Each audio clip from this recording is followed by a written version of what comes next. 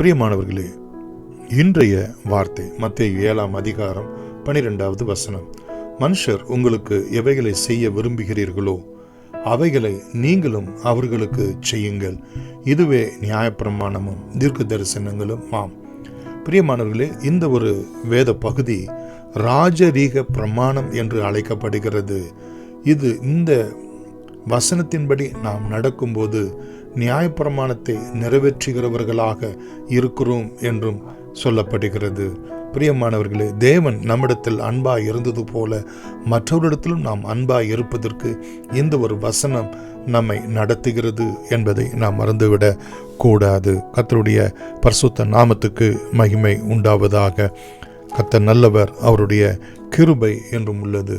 பிரியமானவர்களே, எபேசியர் 4ஆம் அதிகாரம் 32வது வசனத்திலே பார்க்கிறோம். ஒருவருக்கு ஒருவர் தயவாயும் மன உருக்கமாயும் இருந்து கிறிஸ்துவுக்குள் தேவன் உங்களுக்கு மன்னித்தது போல நீங்களும் ஒருவருக்கு ஒருவர் மன்னிக்கிறவர்களாய் ஏற்றுக்கொள்ளுகிறவர்களாய் காணப்பட வேண்டும் என்று சொல்லப்படுகிறதை பார்க்கிறோம். இன்னும் பிலிப்பியர் 2ஆம் அதிகாரம் 2 முதல் உள்ள வசனங்களை வாசித்து பார்ப்போம் என்று சொன்னார்.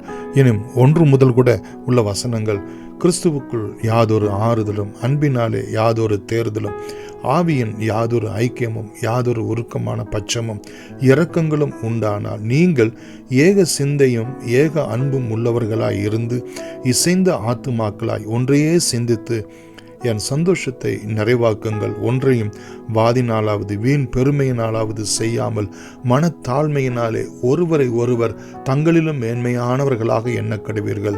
இது கிறிஸ்து இயேசுவிலிருந்த சிந்தையாய் இருக்கிறது, உங்களிலும் இருக்க கடவுது என்று சொல்லி அங்கே நாம் பார்க்கிறோம். இந்த வேத வசனத்தின் பிரகாரம் ஆண்டவர் ஒரு உத்தம கிறிஸ்துவ ஜீவியை நடப்பிக்க அனுகிரகம் செய்வாராக. God bless you.